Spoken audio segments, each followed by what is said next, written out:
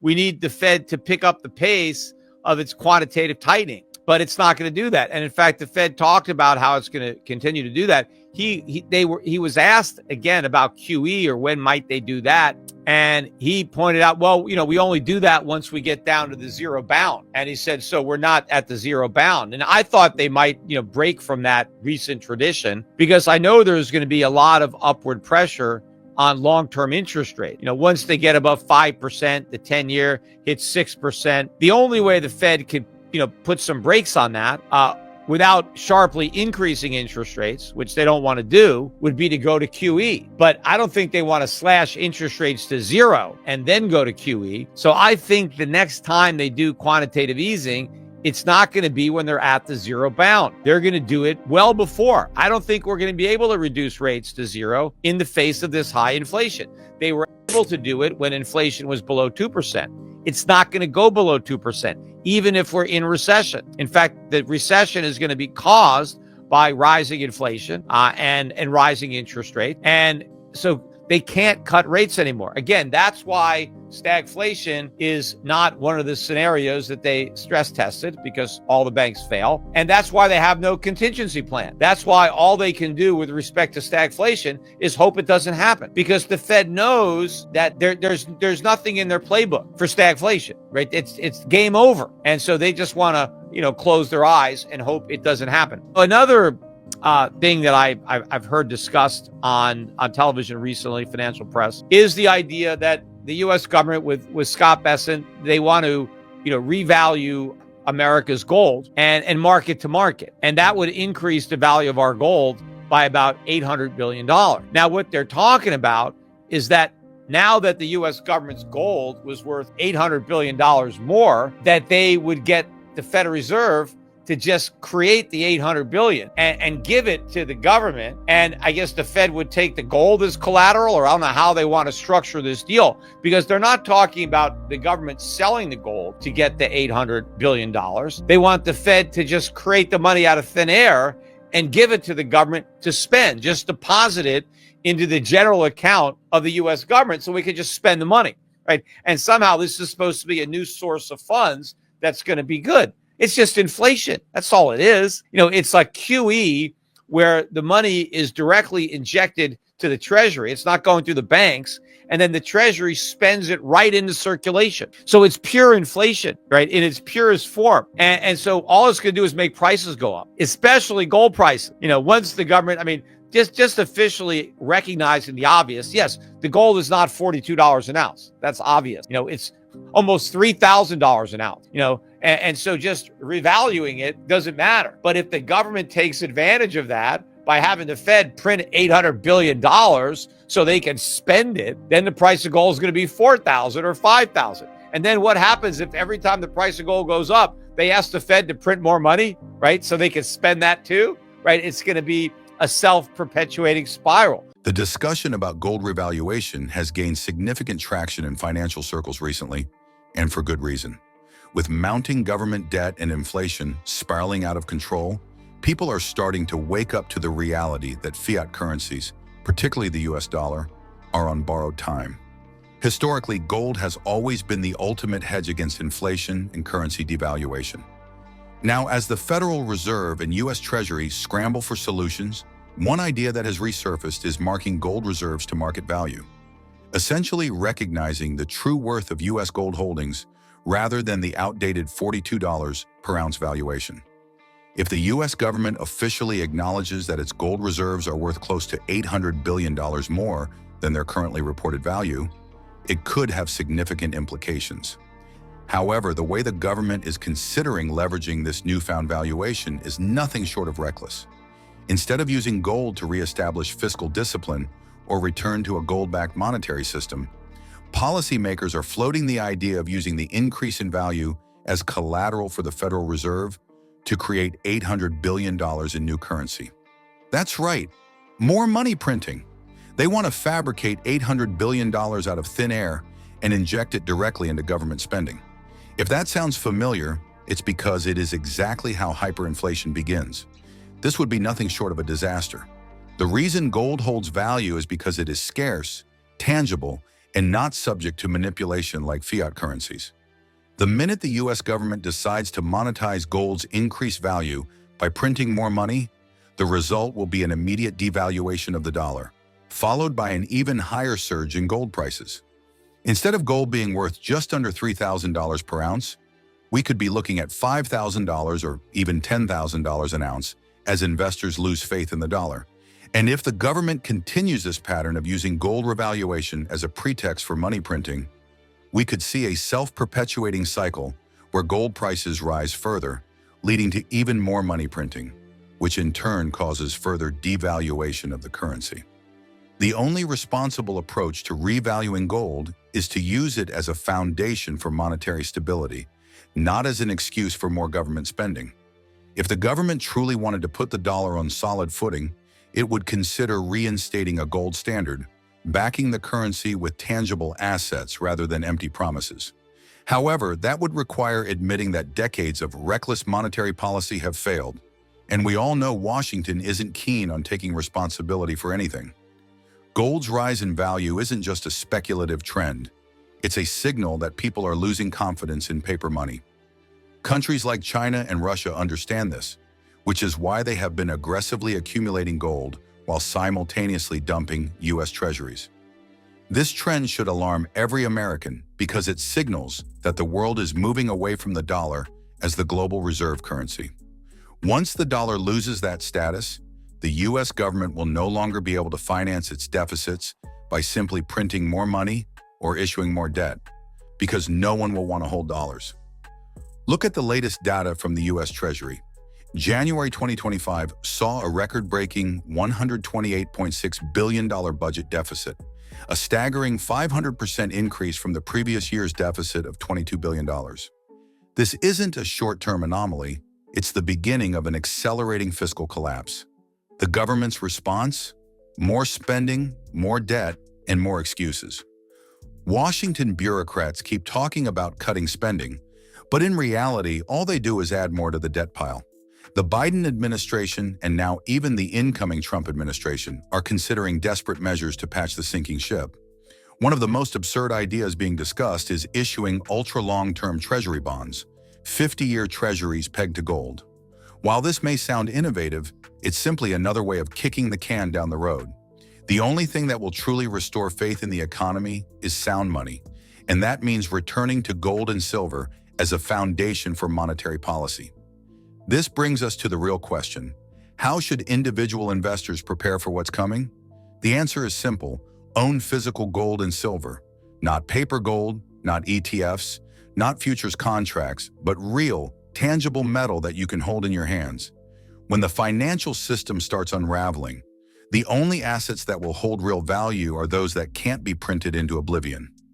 History has proven this time and time again, and we are about to witness another chapter in that history unfold before our eyes. Look, the only thing that makes sense with revaluing our gold reserves is if we go back to a gold standard, and we need to have a gold price at which we can back our currency. And that is a price in the tens of thousands, many tens of thousands of dollars an ounce to do that. Or if we want to use our gold to pay down our national debt, we need to devalue the dollar dramatically, because even if we sold all of our gold, if our gold is not even $1 trillion and we use it to pay off our national debt, we wouldn't even pay off, 4 months worth of it? You know, we got the numbers that came out today for the Treasury. They came out with their statement for the monthly deficit. Look at these numbers. So for January of 2025, the expectation was for an $89.9 billion budget deficit. These are the official numbers, right? The actual national debt grows by more than that because all the off-budget stuff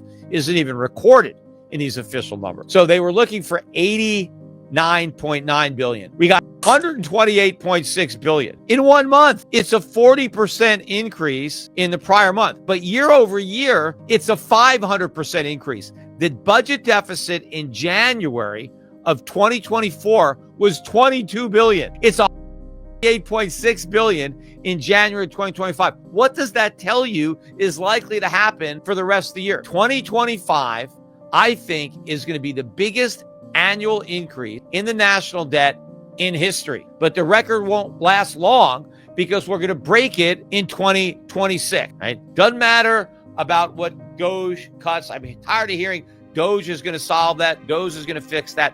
There are certain things that Doge is going to do. Expose corruption, maybe put some people in jail, people who have been getting rich, right? The head of Doge saw her net worth go up by like 20 something million in the last 3 years. Where'd she get all that money? Is she some super genius investor? If so, she should have quit her job and run a hedge fund. No, it's obvious. People that worked at US Aid, right? When they come up with $50 billion, $100 billion grant to some cockamamie organization in Bangladesh or whatever, they get kickbacks under the table, right? That's why they're funding this stuff. I'm sure millions of dollars are coming back into their pockets. And who knows, maybe some of it even got kicked up to the big guy.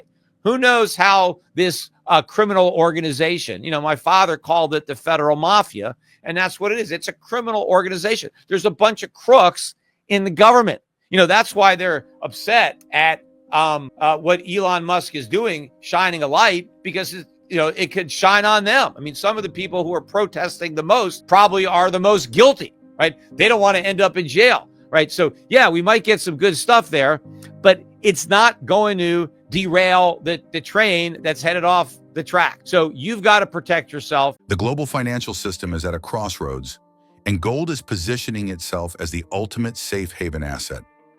While Western governments and financial institutions continue to rely on the illusion of fiat stability, the broader world, particularly the BRICS nations, seems to be preparing for a new monetary reality.